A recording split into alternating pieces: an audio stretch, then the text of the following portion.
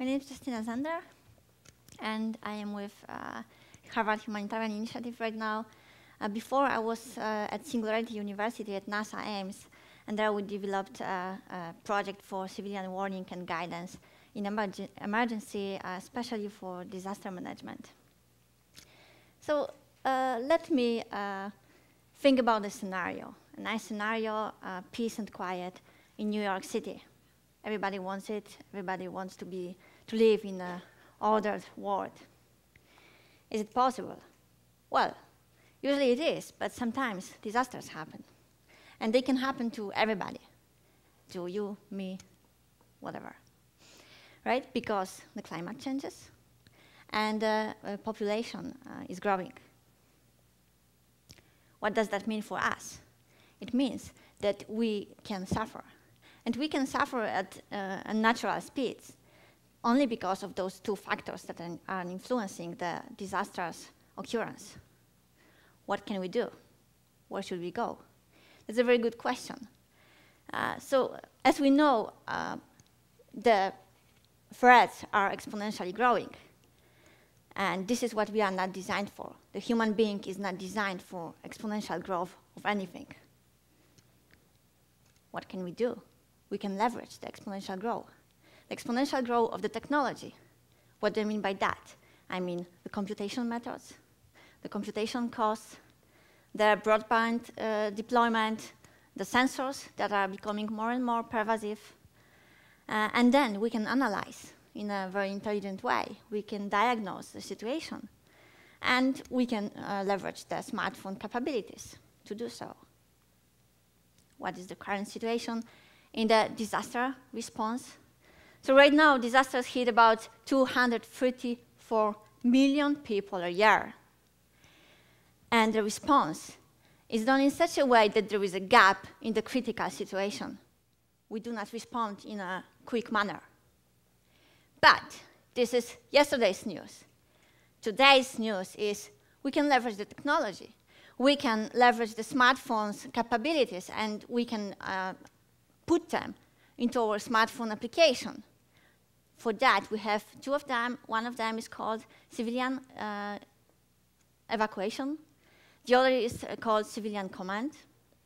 What do we mean by that?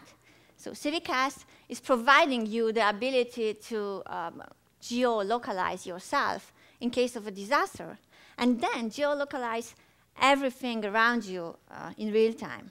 So the agencies, the fire departments from New York, for example, is working with us and is saying, okay, now there is fire there.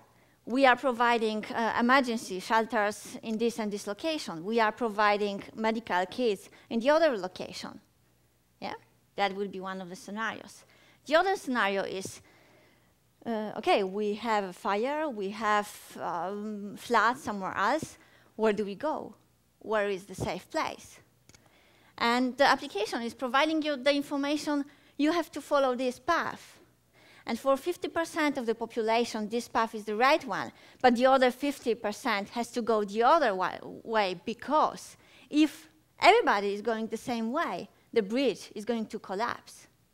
So this is the real-time information that we need as an individual to help ourselves. But this is also the information that the agency is going to provide to us using the simple application.